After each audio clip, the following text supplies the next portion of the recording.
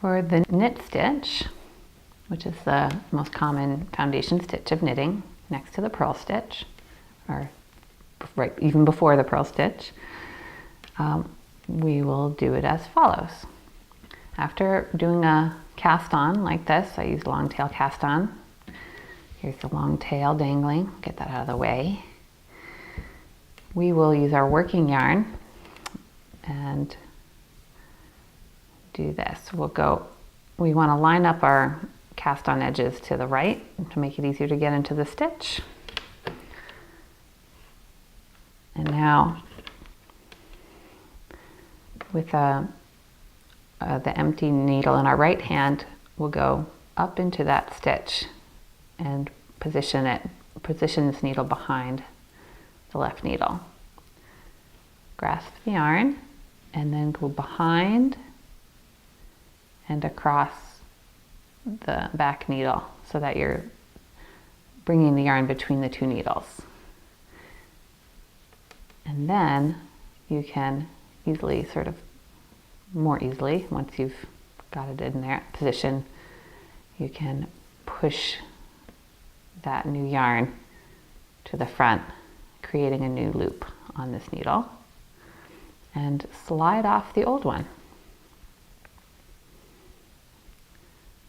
There's a little rhyme that goes along with this. So we go in through the front door. This helps to remember. Once around the back. Peek through the window. And off jumps Jack. In through the front door. Once around the back. Peek through the window. And off jumps Jack. And this is a great method. It's the most common method in America to knit. It's called English knitting, sometimes called American knitting, or the throw method because of this action. It's called throwing the yarn. And one thing that's great about it is you can let go of the yarn, pick it up, let go of it again if you want to, as you go, and it makes it easier. It's an easy method for teaching kids for that reason, and even kids who you aspire even if you're a continental knitter and you want your child to be one, consider teaching them English to begin. It's just easier for them to get at first, and they can switch if they want.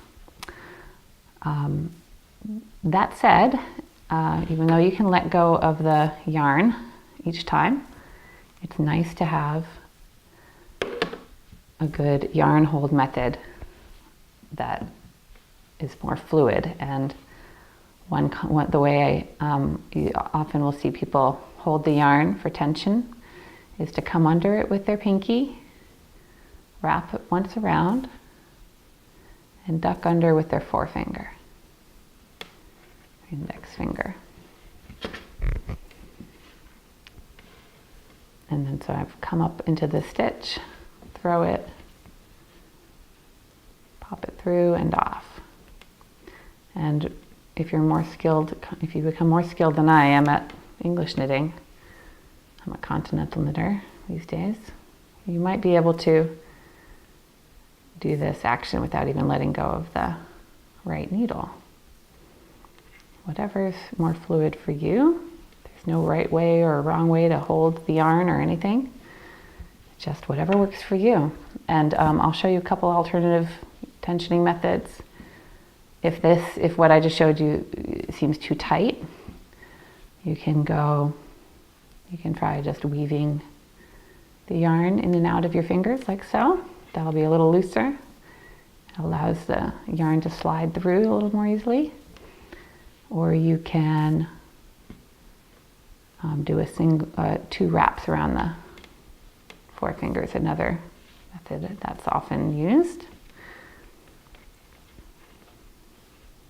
Although it might be the other way, actually. It might be a little easier so that it's coming in the front of the finger at the end there. Whatever works. See what works for you. And one thing is always important to remember when you're learning to knit is it's common for beginners to make their stitches really tight to make it look nice and even, and it does, but it's a bad habit to get into because it's harder in the hands and more difficult to straining on the hands and just harder to work the stitches. So that's a knit row English style.